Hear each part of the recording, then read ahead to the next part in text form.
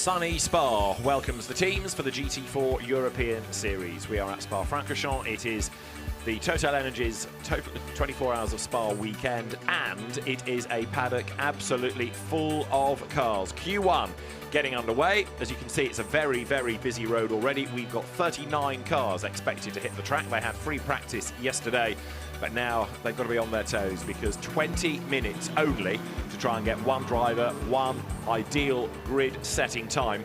Track position is going to be absolutely essential in this really busy, really popular championship. Split across the AMs, the Pro-Ams and the Silvers.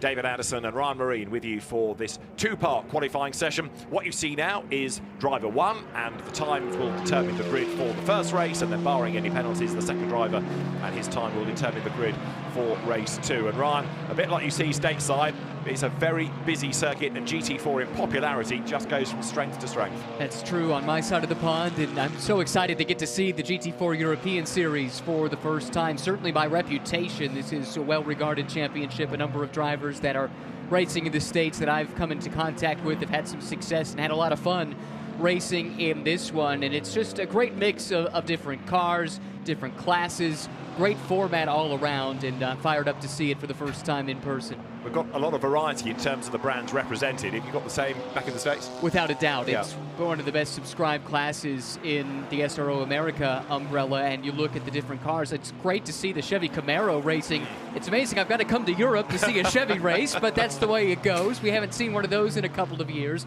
but certainly with Audi and Mercedes and Aston Martin, even the Toyota Supra as well. Great looking race car that's had some success coming over stateside. That's a good look at it right there. Brand new to the GT4 scene in recent years. Really great field, great diversity up and down. And again, just like GT3 that we were discussing in the context of the qualifying and pre-qualifying yesterday, the way the BOP works in GT4 means that there are cars that are really good at some circuits, not so good at others. Around here, you'll find there are cars, maybe the Mercedes and the Toyotas, the front engine beasts, really good in a straight line, and others maybe like the Audi or the Alpines, really good through the corners. And over the course of a lap, it all works out. Antoine Potti, the Belgian driver, has been one of the stars for CMR, busy team with cars in GT3 as well as GT4 over a weekend, but the Toyota GR Supra, GR for Gazoo Racing, he pounds uphill, does Antoine Potti, and this is a very competitive car because we have seen it win already at Paul Ricard. We've had a good spread of wins, although the only double victors from Monza, Bailey Voisin and Charlie Fagg in the United Autosports McLaren.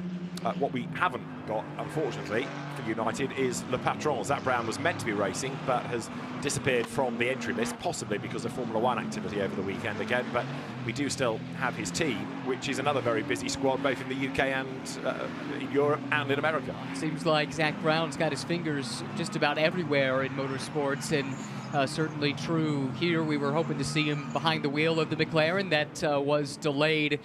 They were intending to be at the last round at Zandvoort, and for various reasons that wasn't possible. Looks like a little bit of drama here early on, and a spin, possibly a bit of contact there out of Le Source.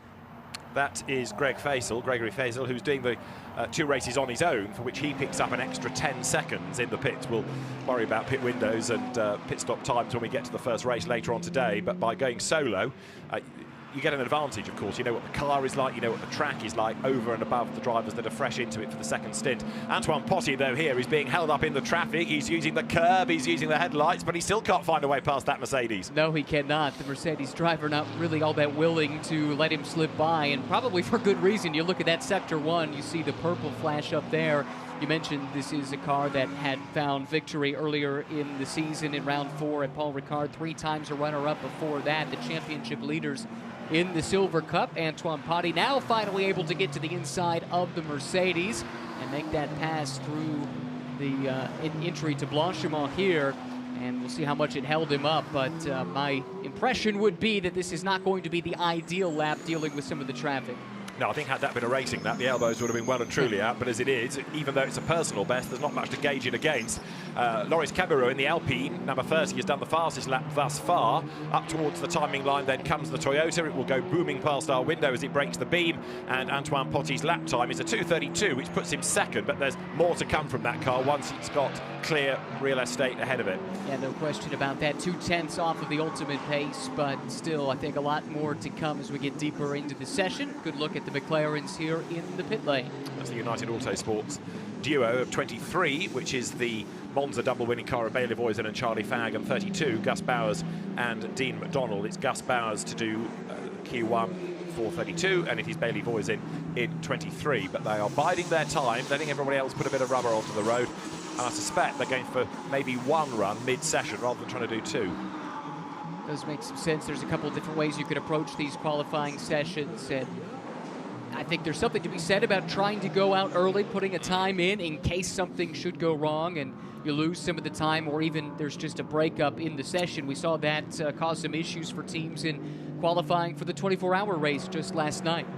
Over the timing line, Joel Sturm in number 22 Porsche, and as he goes by, that car towards La Source has just done its first proper flying lap, but even though it had an absolute best in the middle sector, only 13th fastest. Great looking car, the 718 iteration came, and the GT4 Club Sport, the CSMR, the MR bit for Manthey Racing, who breathe on these cars to make them GT4 homologated, and up the hill it climbs. But Joel Sturm had a pole position at Monza. Quick driver, but there's probably more to come from him. Shares the car with the Danish driver Nicola Mulder-Madsen. And I think you're right, still plenty to come here early on in Q1, Q2 to follow. But the Porsche, it does seem like it is a solid piece of equipment no matter where you go. BOP might change week in and week out, but the Porsche always seems to be there or thereabouts, at least on my side of the pond. Does that hold true over here too? Pretty much. It was a little bit out of sorts as a brand at Zandvoort. It seemed to be a bit breathless, but Joel Sturm is taking this by the scruff of the neck, isn't he? Because look, he has done an absolute best in Sector 1, so purple is really good, green is good, and yellow don't look. But right now, Joel Sturm not only has done an absolute best, but just have a look up the road. What has he got in terms of traffic? Well, there are cars, but I don't think he's going to necessarily be overly impeded on this lap. At the moment, Loris Cabiru in the Alpine is absolutely flying. He has gone yet faster by half a second. But what can Joel Sturm do here? He's got the road to himself for the moment. He's using a lot of curb arm, but now up towards the pit path.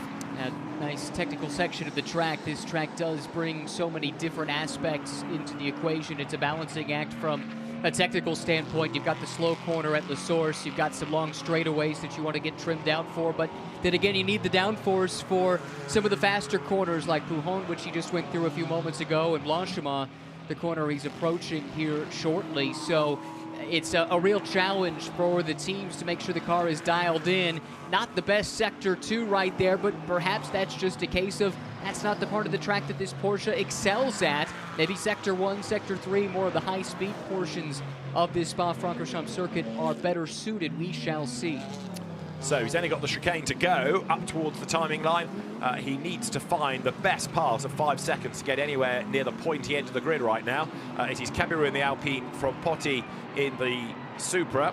Up towards the line comes Joel Sturm then. He is about to break the beam, and as he does so, he goes fastest then on a 2:31.045.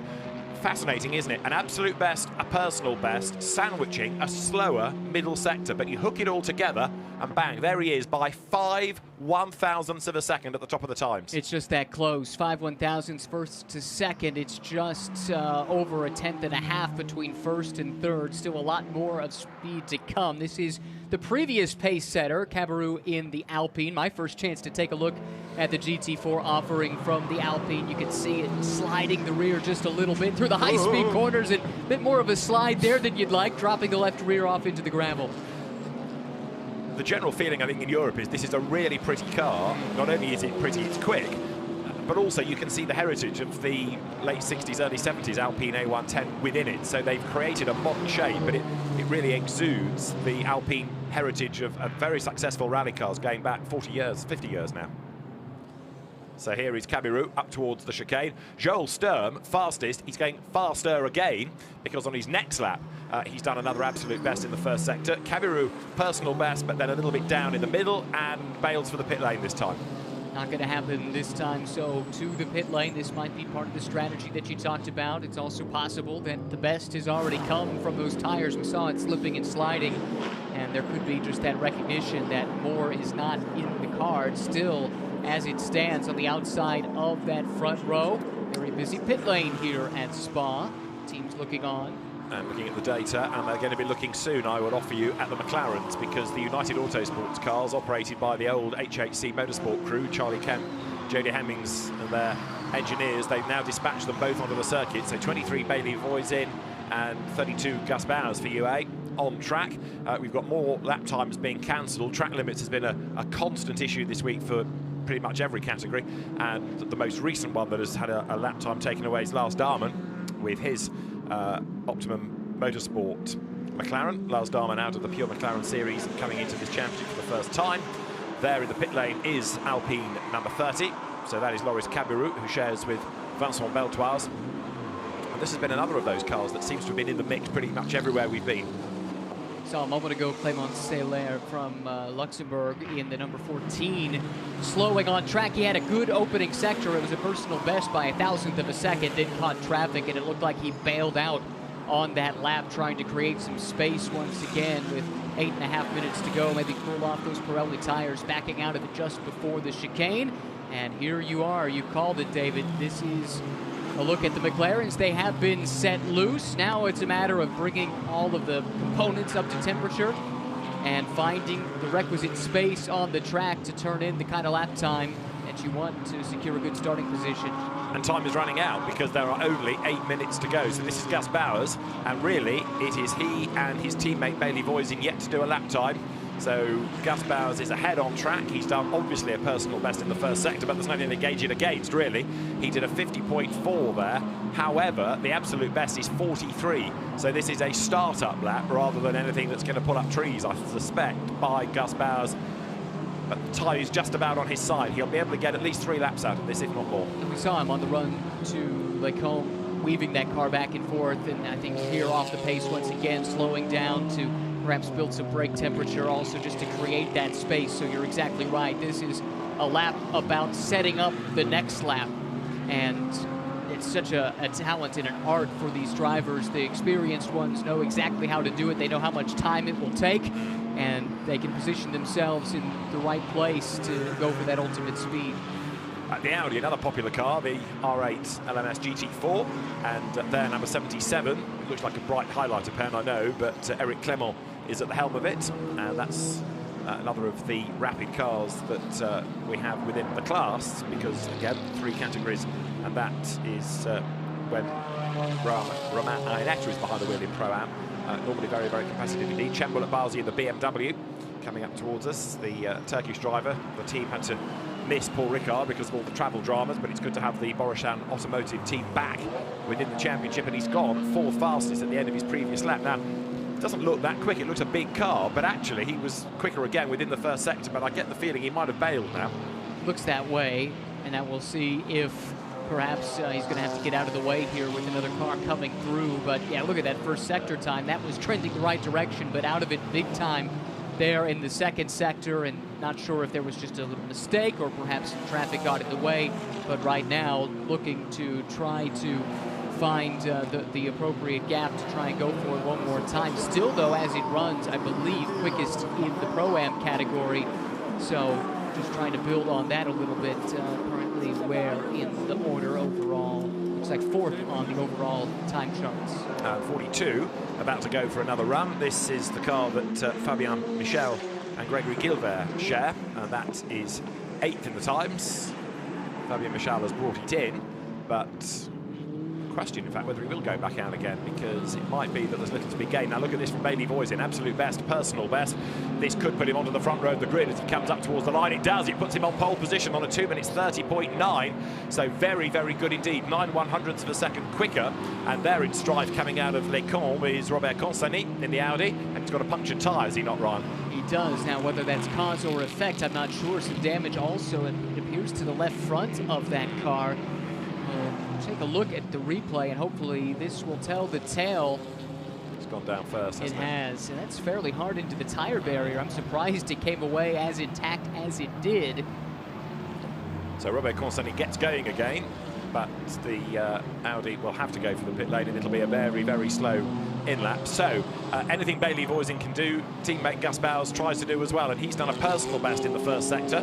So can we get an all United Autosports front row? 23 has been the quicker of the two cars, and then just at exactly the wrong moment you find an effectively three-wheeled Audi limping on with its deflated tyre is Robert Constany. Gus Bowers gets around that, and that was a little bit of a frightening moment. Well, it certainly didn't help the exit to that corner. I wonder if he had to back out a little bit to avoid the car. Speaking of strife, another car in trouble. This is Jean-Luc Daria in the Mercedes-AMG GT4, and it appears to have made contact with the tire barrier and is not moving with 4 minutes and 6 seconds left in this session. And that could have some effect, perhaps, if we're not able to clear that quickly on those that either have not set a time yet or just haven't set the ultimate time that they're capable of. Indeed, because that yellow flag means, in theory, you should be slower within that sector. So Bailey Voisin timed it absolutely right, didn't he? Now, of course, this will go against Gus Bowers. Having said that, because he's done so little in the session, it is inevitable that even if he did lift for the yellow, it would still be quicker than earlier on when he was building up to a lap time. So let's see where this puts him. It'll be a bit provisional, I'll grant you, but he's on the limit, isn't he? Hanging it out over the curb, coming through Blanchimont. So the time he's got to try and beat to get onto the front row is a 2:31.045. Up towards the... and a red flag goes out, so he's not going to get the lap time done. So the session is stopped, and wait to see whether they're going to redo or re-go, because you could just about, if you're at the front of the queue, start a flying lap, but it depends what the race director wishes to do about all of this. So as far as 23 was concerned, going late worked perfectly. As far as the sister car is concerned, going late has definitely not. Well, that's what we talked about when we saw them sitting stationary. There is risk attached. You're getting the track at its ideal with more rubber laid down, and you can kind of gauge off of what others have done already what is going to be required of you. That's the benefit of sitting and waiting. But if you get a situation like this, it really puts you behind the 8 ball, and I mean, especially so if we don't get this session restarted. But even if we do, we're talking about one flying lap, and then the gods of traffic have to smile upon you if you want to even have a shot at turning in the kind of time that you're looking for.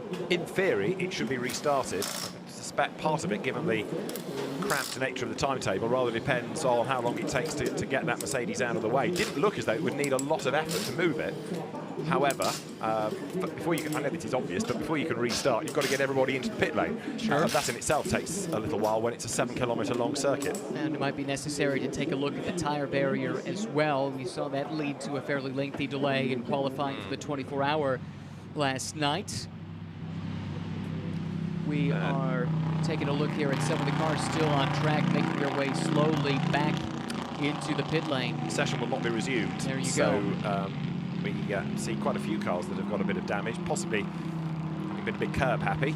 77 there, looking rather crumpled at the rear end. Eric Clement's car. There's Clement Zeiler that we talked about earlier on. So red flag, and that really does go against Gus Bowers, doesn't it? Because he didn't get a lap time in, nor, in fact, did Enzo Juliet get a lap time in. I think that was because of a problem more than because of the timing, actually. He was out early on, but never got a proper lap in. So the cars now come back to the pits. They'll do the driver change ready for Q2. But big frustration for number 32, the Gus Bowers Dean McDonald car, and that was a car that was quite badly damaged in one race at Zandvoort. The team managed to get a spare car, effectively, for race 2 and come up from the back of the grid. But Gus Bowers and Dean McDonald haven't had a lot of luck this year. So there you've got the cars making their way down the pit lane, and we will be in business as soon as possible for Q2 fresh driver on board. Let's take a look at the results for this session as far as the manufacturers are concerned. McLaren, Porsche, Alpine, Mercedes, BMW, Toyota, Audi, Aston Martin, before we finally get to our first repeat in an Audi. So 8 different brands make up the top 8 positions. There may be some similarities between the BMW and the Supra, as it turns out, with the power plant, but still very different architecture of the car itself, and that's what we love about GT4 racing. Now, what about your grunt and go Chevrolet 20th Yacht Repange, the V8 racing team? You have to have a team called V8 Racing to run that car, don't you? It's perfect, isn't it? I was looking at V8 Racing. What could they possibly be running? Oh, the Camaro. Okay, yeah, got it. Makes sense. That's Jean-Luc Daria out of the car, so it was clearly a big old hit, and there's lots of liquid down there, so I think now we look at it more closely. That's taken more of a whack than it has. Oh, and he's not very happy at all. I just wonder, looking at that reaction to the corner, is that another tyre that might have caused that? Because he's concentrating on that corner of the car, isn't he? That was my suspicion too. It was long lost well before the corner there, and fairly heavy impact. I'm sure it has gone down. Curious that, whether he lost it or feels that it was a tyre problem. Either way, it's hard to see, again, from that rotation, but the way they attacked the corner of the car made me think as though it was something there. However, at the end of the session, truncated, Bailey Voisin takes pole position from Joel Sturm, Lovis Carreyrou third, Paul Everard fourth, Chamberlain Bowsy fifth, Antoine Potti sixth, and then seventh, Clement Zeiler, with Cesar Gazzo's Aston Martin eighth. And only when you get to ninth do you have something for the second time. The Audi of Fabien Michel, just backing up Ryan's point about the variety. Ruben Del Sart, 10th from Ivan Jacoma, Luc Ibanez, who should be a bit higher up than that, from Luca Bosco, Francesco Guerra, and Nico Gomar heading the AMS, 15th, Nico Gomar, who is the reigning AM champion. Then you've got number 70 then, that's just caused this red flag. Jean-Luc Daria ahead of Philippe Bava and Alexander Hartwig's Porsche that he shares with Joachim Mathias. Wilfried Casalbon's Toyota Supra, and then to round out the top 20, Yacht Rapinge with the V8 Racing Camaro. 39 cars on the track, 37 got a proper time, 38 did a time, and the one that didn't at all, Enzo Julier's Mercedes. So it'll be interesting to see whether that goes out. Also, I suspect that United Autosports won't roll the dice and hang back for quite as much in Q2. You'd think so, but then again, I don't think it comes as a surprise that you're taking a risk when you do this. I suppose when you've been bitten by it so recently, maybe that does shy you away a little bit from making that same decision again. We shall see. So Gus Bauer's start-up lap, which has already got in, nearly 40 seconds away from the top, but Enzo Julier did not get a lap in at all. So question mark as to whether that ventures back out ready for Q2. It's expected to start on time at 12 o'clock, so we've got a few minutes break. There's always going to be a break between the sessions anyway, but we stop 3 minutes early. That gives you time to concentrate on the important things in life, such as lunch and beer. That order. And the teams in the meantime cycle drivers through, and we will get ready. Then number 15 then, which is the car that Luki Ibanez was behind the wheel of, and now Javier Lloveras will take it over. The NM Racing team, which were the winning squad in race 1 at Paul Ricard, the third race of the season. Drivers having a quick look at data. We'll have a quick look at the highlights of Q1, with the green flag fluttering to let the cars en masse out of the paddock in some cases, and from the pit lane in others. So everybody venturing out, including Antoine Potti, the man that comes here as the Silver Cup Championship leader, along with the rapid Belgian journalist Stéphane Lemeray, massively experienced, and Stéphane will do Q2. We had this bit of hip and shoulder from Gregory Faisal, leaning on the Mercedes, and around he went. He did get going again in the qualifying period, albeit not able to get any higher than 28. Loris Carreyrou was quick early on in the Alpine. Joel Sturm's very attractive Cayman 718 was the next car to look for. Chamberlain Balzi hauled the Borisham Automotive BMW up to 4th in the times, but he may have gone out late, but it was still a good enough lap for Bailey Voisin to have really one proper run at it. On his only flying lap, he got pole. Jean-Luc Daria had an off at Pouan, and around he went into the tyres, and that ultimately brought out a red flag. So Bailey Voisin takes pole position for race 1. So there's the sorry sight, Ryan, of what was an immaculate Mercedes, and of course unlikely that we're going to see that in Q2, which compromises Jamie Caroline and means he'll have to start his race from the very back. Exactly, that is the risk when you have your qualifying sessions back-to-back. Q1, it's crucial, even if you're not necessarily getting the starting spot you'd like, just get the car through, give the second driver a shot at it, or in the case of drivers that are driving solo, we have 2 of those this weekend, make sure you have a chance to try and put up a quick time in the second qualifying segment. But that said, definitely a lot of work to do for that team to get that car up to speed, ready to go for the race. I'm not sure what they're going to be able to do, how extensive the damage is. We did see some liquid down on the circuit, but I think most of that probably came from the tire bales. We did have a little bit of rain overnight, and those do tend to accumulate some water when it does rain. So hopefully that doesn't mean too much damage to that Mercedes, dropping any kind of fluid or anything like that following the contact. We talked about Chamboul Bazi's BMW a little while ago, and that car, I understand, is now going to be driven by Chamboul Bazi alone. Becky Bessler has decided to concentrate on the Total Energies 24 Hours GT3 part of the weekend. So Chamboul Bazi we will see again in this next session. The car also then changes from Pro-Am now to Am, because it's a single driver entry. So there's a shuffle around there for the Chamboul Bazi BMW, so it now becomes an Am only. I think Becky Bessler did do the free practice sessions, and of course that car will also then get an extra time penalty now that it's a soloist within the pit lane. Drivers getting themselves ready. We're about 5 minutes away from the session getting back underway. There, the Chodzin father and sons of Piotr and Anthony Chodzin. They get set ready for the second 20 minutes. Piotr went first. Anthony Chodzin will clamber on board the Supra. Pardon my ignorance. Which one is father, which one is son? I'm glad you asked me that. I think I'm right in saying Piotr is father. Okay. Well, what a special moment that is to get to share a car, and especially at a circuit like this one, very unique. And I'm sure it's something that they enjoy immensely.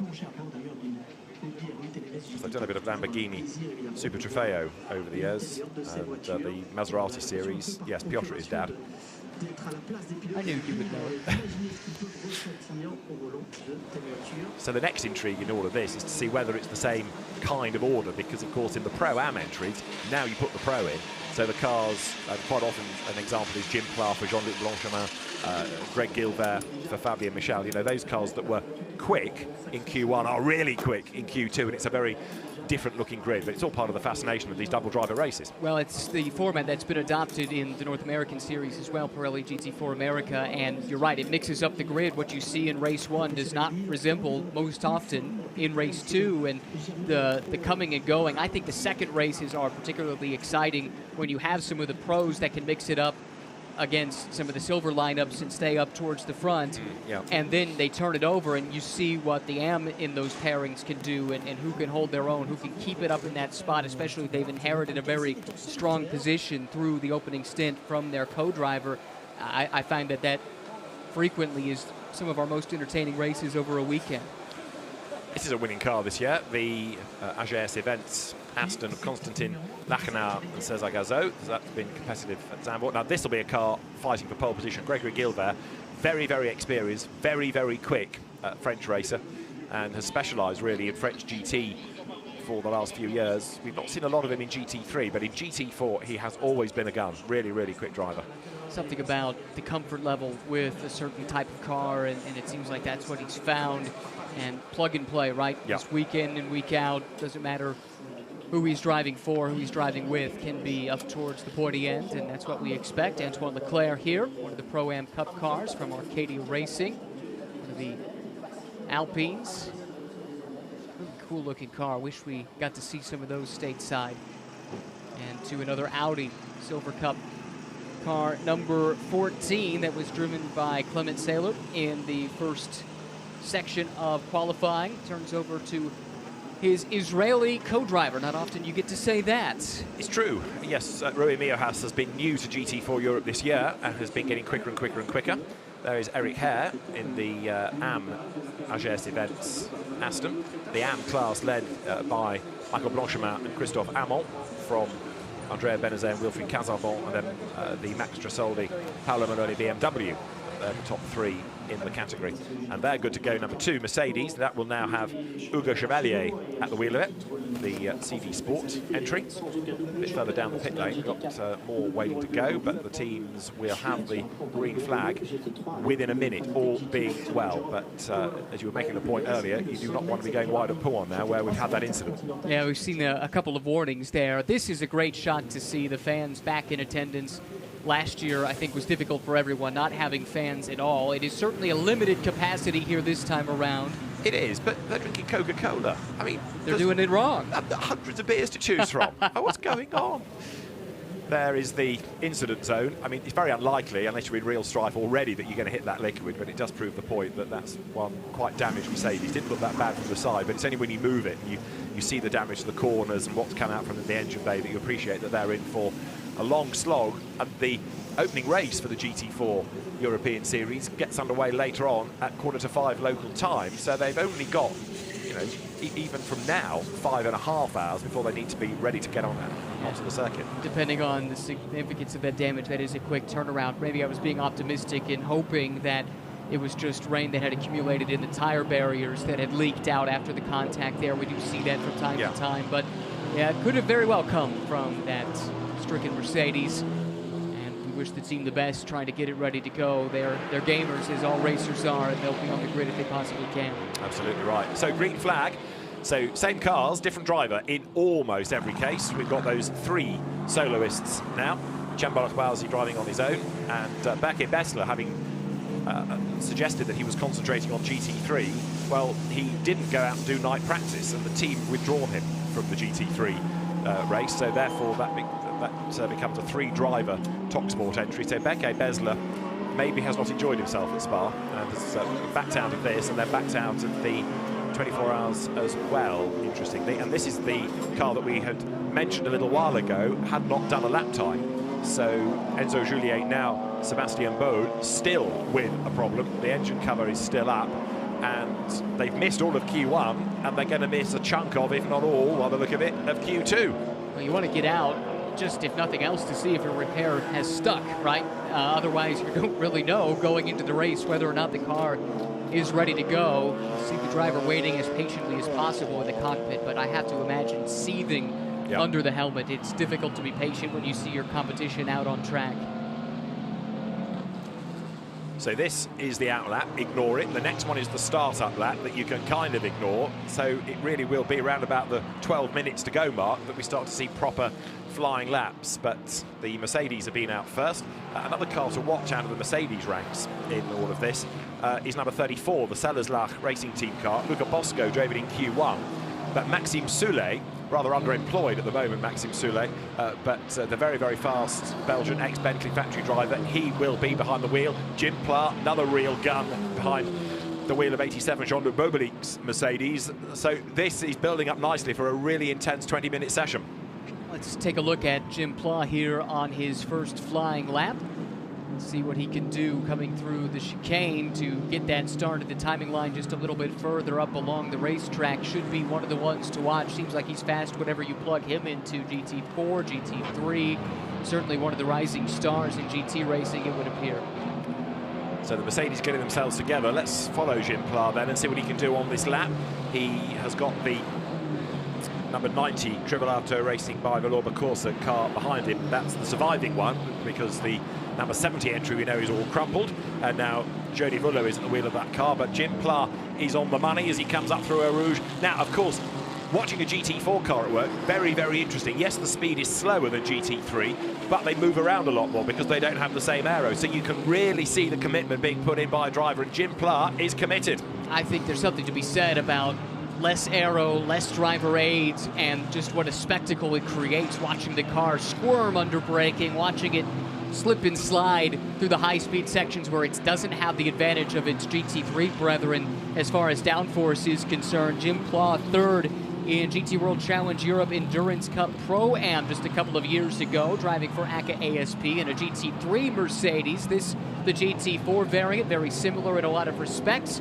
And Jim Pla through Sector 1, you see what he did there, 43.992. Not much to compare to here in the early going of Q2, but certainly one that we've got our eyes on right now. The best in Sector 1 is from 36 Alpine. Leclerc behind the wheel, 43.795. Compared that to what we saw from Pla, very, very comparable, just a couple of tenths one way or the other. There's an Alpine there bailing out of the way, so Jim Pla in the Mercedes hustles on. So yes, Antoine Leclerc, another very experienced driver in the Arcadia Racing Alpine A110 GT4. He's quickest in Sector 1, but at the end of this lap we'll start to piece it all together, and the laps will get quicker. We've just got Nikolai Muller-Madsen starting a flying lap as well in number 22. So there, Jim Pla accelerates up towards us, and let us see how this compares really to everybody else. You don't know whether it's good or bad until you've got something else to compare it to. This is Blanchimont. It's long, long left, and it climbs as well. Everything climbs as far, even the downhill bits feel like they're uphill. Out wide and over the curb goes Jim Clark. That was coming out of Blanchimont, and then now up towards the chicane, stands on the anchors, the nose almost hits the deck. He goes through the right, through the left. There's another climb there midway through the chicane. Behind him, Joe Nivola getting all sideways. So Jim Clark's starting effort as he breaks the beam now is a 2:32.7. Maxime Soulet having gone faster in the number 34 Sellerslach Mercedes, and yet more strife for Mercedes drivers. Number 61 is now off the road. Benjamin Ricci, I believe. It is, you're right. Yeah, Sun. So it's another of the Acker squad Mercedes, but he's got away with that. Now that is Maxime Soulet. This is the fastest car in the session thus far.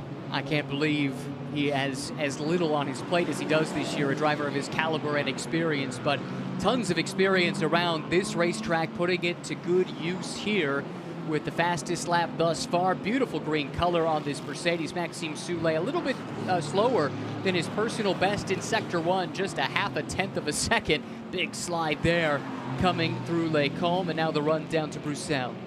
And Greg Gill there, we were talking about before the session started, he's now done the absolute best in Sector 1 in Audi number 42. So yeah, Maxime Soulet is slightly down again within the first part of the lap, but slightly odd in a sense that that's happening because he's got the road to himself. He can't exactly blame traffic for the lack of pace or relative lack of pace on this lap. It's not that far off. Again, just 52 thousandths of a second compared to lap 1, but you do anticipate drivers to get faster as they go on. Sounds like there has been some other trouble on the track, and indeed, big hit to the tire barrier there and a big splash. That's the water collecting inside the tires that I was talking about from the rain overnight. At least the car's got going, and hopefully, because I can't see any yellows on our timing screen in a sector. Yes, there it is. There's the walk of shame here, back to the pit. So, which Audi was it that hit the wall? Let's see. Rui Miojas, yes, the Israeli driver for Saint-Aloc. So it looked as though that was his error, didn't it, to lock up and skate on. Gave the cameraman an unwanted shout and heads to the pit lane now. Saint-Aloc, a busy team this weekend. A number of entries here, a number of entries in the 24-hour race. French team with a lot of pedigree, running Audis quite frequently in recent years. That car is going to need some repairs. I think we'll have another look at it. Let's have another look. Bang. Full marks to our cameraman there, who stood his ground, totally didn't flinch, didn't move a muscle. Shut his eyes, but he didn't do anything else apart from that. So we'll sort out his laundry later. And change his clothes to the circuit. That's not how you expect to get wet at Spa. No, it's true. Normally it's torrential rain, I'll grant you. This is the new fastest car. Remember how well Joel Stern went with it? I'll take that back. It is not the fastest car because Nikolai Moller-Madsen had just done the pole position lap, and then Ryan lost it to track limits, Absolutely. I have to believe. But this next lap has been pretty good so far, better than his previous best in Sector 1.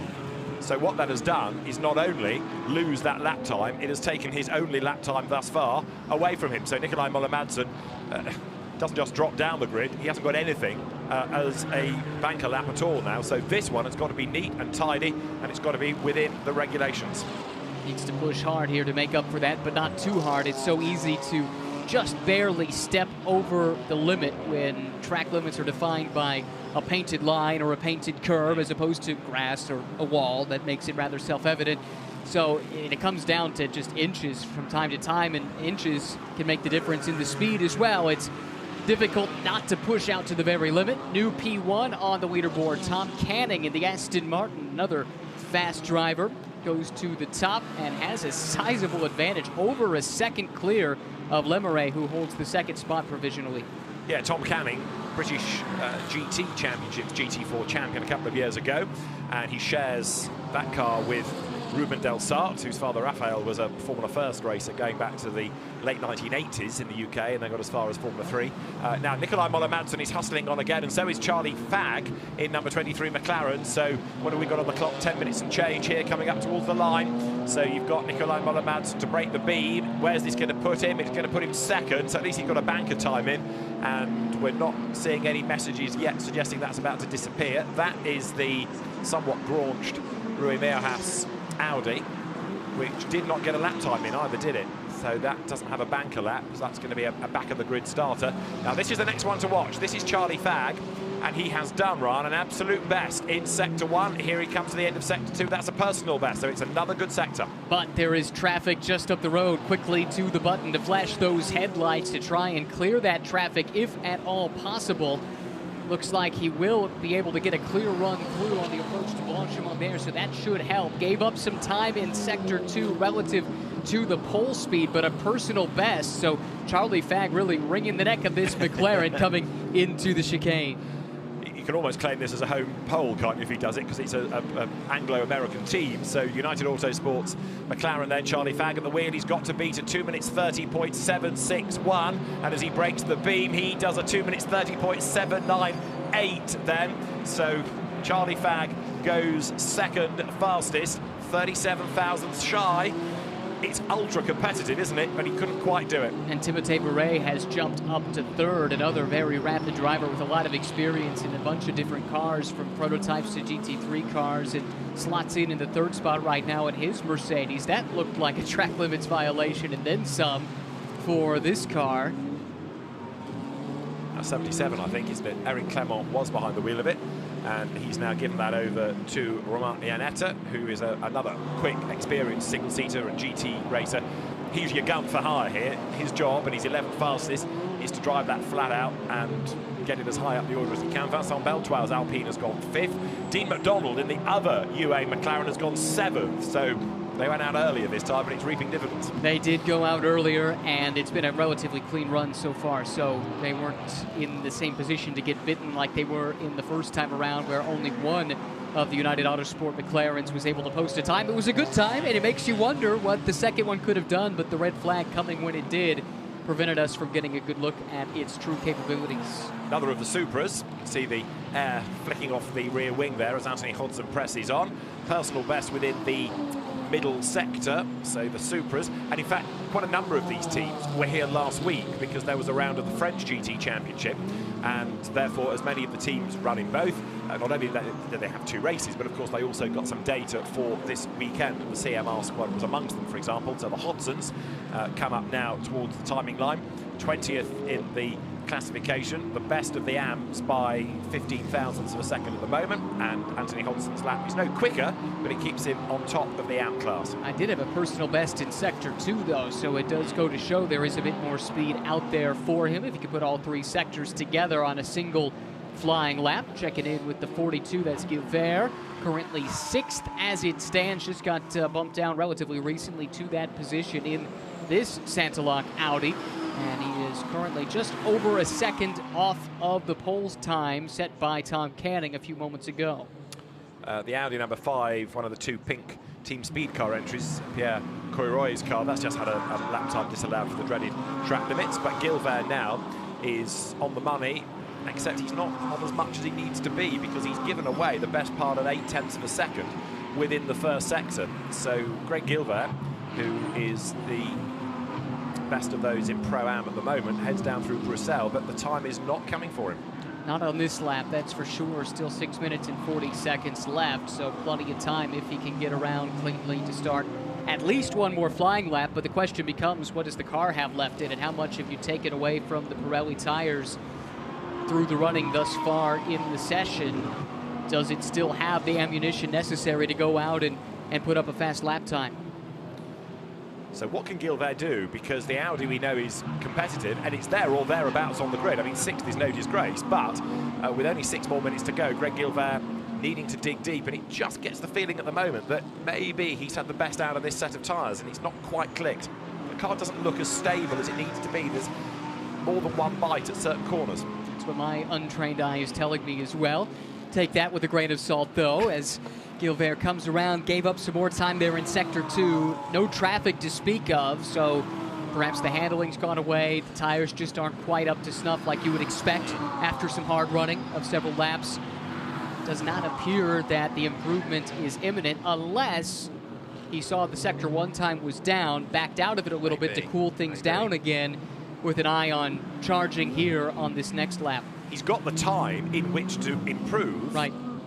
But he won't have if he spends too much of it in the pit lane. He bails. Now, this could be for a new set of rubber, or it could just be, let's keep what we've got. We're on the third row. It's an hour race. We're ahead in class, because it's not an outright win that they're chasing necessarily. It's the class points. We'll keep an eye on what happens as there. Stéphane Lemeray, who knows this place like the back of his hand. Stéphane Lemeray has barely missed a 24 hours, whether it's been in the main race or a support race. As a motorsport journalist, if there's ever a guest car in a series, he's normally found a seat in it. And Stéphane Lemeray, very, very competitive, very quick driver. And very, very busy behind the wheel. I like it when they wear the bright colored gloves, because you can pick it out through the windshield. Red gloves, it appears, for Stéphane, and they were hard at work, back and forth, right and left, just playing pitch and catch with this beautiful Supra, which has been quick, really, from the word go since it debuted in competition. It's been very strong stateside, winning a number of races in a couple of different classes, and had a nice opening sector there, did Lemeray, which was a personal best. So if he can keep that going, certainly in a position to improve. Speaking of good position to improve, how about McDonald with a purple sector 1, but gave a lot of it back in sector 2? He did. He dropped the best part of 6/10, didn't he, in the middle sector against the best time there. There are still a couple of cars that haven't done a lap, one of which we can account for, Rui Mir has. The other one we know about is Sébastien Baude's Mercedes, which we haven't seen out at all, nor have we seen Jamie Caroline, but Benjamin Lariche hasn't got a lap time in yet, after Robert Consani had his puncture and his spin in Q1. So hopefully Lariche can get a time in before the end. Dean McDonald goes ahead of his teammate then to go second on the grid. Dean McDonald is now 0.02 of a second shy of the fastest time of Tom Canning. That is how close this is, and we're getting an investigation against Max Tresoli's BMW, possibly for speeding in the pit lane. And that's Tom Canning's car, giving the impression that their work here is done. Quickly on McDonald, he did that, moving up to second, even with giving up 6/10 in sector 2. So there's reason to believe he could go faster yet and challenge this man, Tom Canning, for pole. Canning has it right now by 0.02 of a second. Then it's 37 thousandths back to Charlie Fagg in third. 63 thousandths back to Timothée Verret in fourth. It is just that close. Top 7 covered by less than 0.9 of a second. And can I also offer you 8th and 9th, who are split, Greg Gilbert and Hugo Chevalier, by 1/1000th of a second.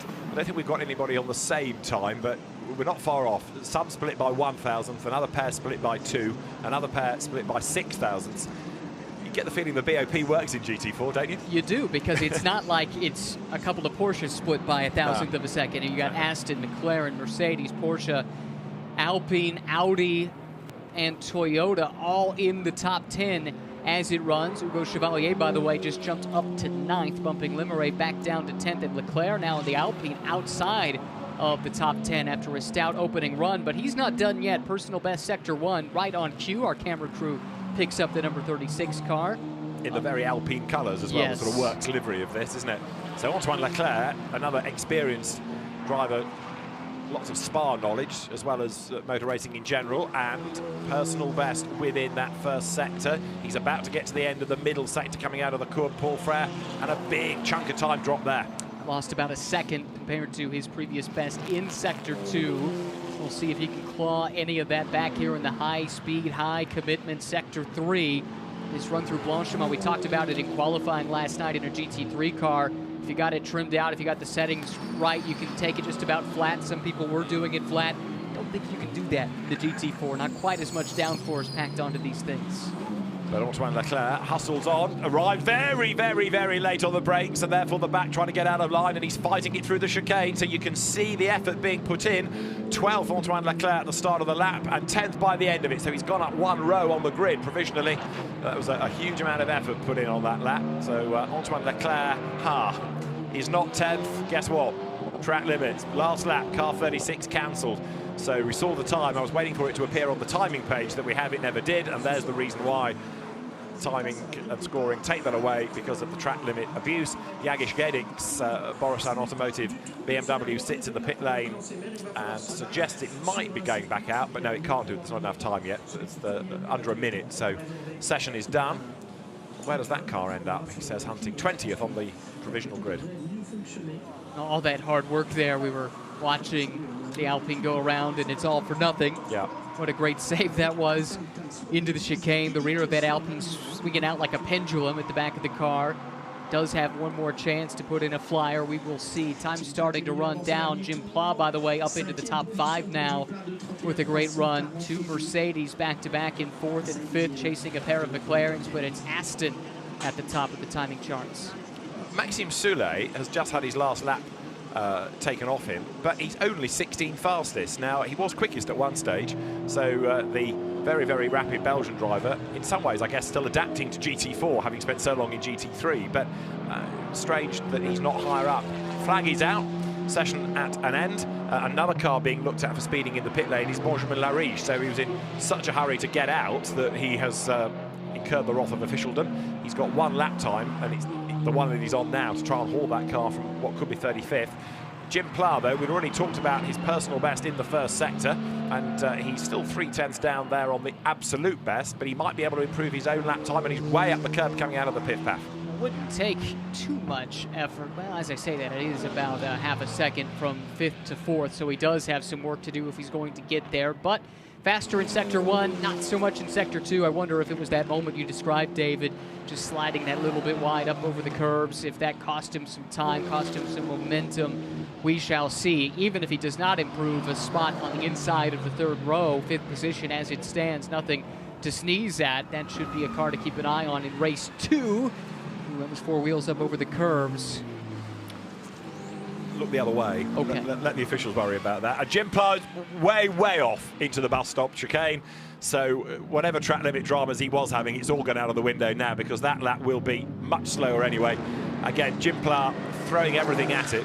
He's a very, very exciting driver to watch. He's Jim, underfunded, came out of single-seater racing with a lot of generosity from Jean-Luc Beaubelic. They are a good partnership, whether it's GT4 or GT3, and Jim Pla always gives it his all and overstepped the mark there somewhat. However, he's still 5th on the grid. Dean McDonald 2nd, 2 thousandths shy of Tom Canning, and their practice pit stops being cycled through from the United Autosports McLarens. But Tom Canning then takes a maiden pole in the GT4 European Series. We expected drama, and that's exactly what we got then. So the cars make their way down to the exit of the pit lane. The next session you see just on the left there, coming out of the paddock, so they'll be released. Then the GT4 cars can swing right into the paddock, out of the pit lane, and they'll be back on track for about 4:45, then ready for the opening race of the weekend. So at the end of Q2, it's Tom Canning for Mirage Racing, who takes pole position by 2 thousandths of a second from Dean McDonald, and his teammate Charlie Fang 3rd from Timothée Bouret, Jim Pla 5th, and Nikolai Müller-Manson's Porsche 6th. 7th, Vincent Beltoise ahead of Greg Gilvat and Hugo Chevalier. Antoine Leclerc did get 10th in the end from Stéphane Lemaire, Maxime Soulet, Ralph Kellener's another massively experienced driver, Timon Nabouers and Javier Lloveras rounding out the top 15. In the end, we had 37 cars take to the road, 35 of which got a proper lap time in, and Benjamin Lariche, who was very late out, got himself up, as you see, to 22nd. It was Romain Ernetta 16th from Max Busnelli, Jody Vullo 18th from Constantin Lachnau. That Aston that he shares with Cesar Gazzo was flattered to deceive a little bit, given that it was a winner at Zandvoort. It struggled seemingly here. Charlie Hollings 21st behind Jagish Gedic, Benjamin Lariche 22nd, as I say, and then scrolling further down that order, you find Charles Mathias really struggling, only 29th, very, very experienced driver that you would expect to be much nearer the front of the field. And just also looking at the BMWs, I don't think Chembol Bazi ventured out, did he, in number 12, now that he's become a soloist, electing just to concentrate on the one session. So at the end of it all, Tom Canning takes the top time, and 2 thousandths of a second being the margin between them as this mighty field of GT4 cars is set to do battle coming up later on in the afternoon. We've had a great season of racing thus far. There's more of the same to look forward to. But before we get to that, and the stewards have a look at some of these penalties and investigations of pit lane speeding, let's look at the highlights then of Q2. Green flag fluttered. Teams, certainly those in the old pits, the endurance pits, blasting out on track, trying to maximise the available time for them. And it was Jim Pla, one of the early drivers to look for. So also was Maxime Soulet, who was another very committed driver. We had Benjamin Ricci slithering off the road up at Les Combes, but thankfully no real damage done. Whereas Rui Miojas gave our cameraman a fright and also gave the Santalok engineers some work to do. Good effort being put in by Charlie Fagg to go third. Dean McDonald, his teammate at United Autosports in the number 32 entry, got second, and Greg Gilbert could only manage 8th for Santalok. And then in the end put him second in Pro-Am behind the Jim Pla, Jean-Luc Boboli Mercedes. So Tom Canning ultimately the fastest. Jim Pla pressing on his last lap, but he made that mistake at the chicane, and we look forward then to race 1 coming up later. For now, from Ryan Marine and David Anderson, goodbye.